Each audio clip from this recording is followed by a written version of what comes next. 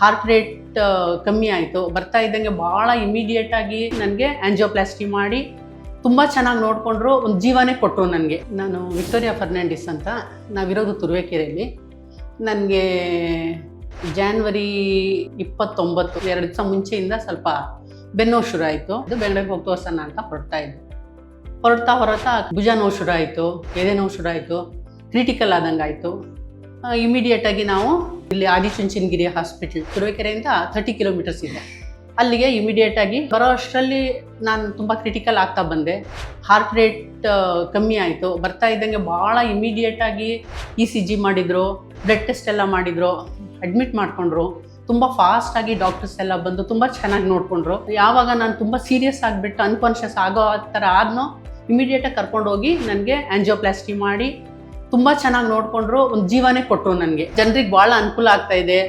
ಜೊತೆಯಲ್ಲಿ insurance cover ಆಗುತ್ತೆ.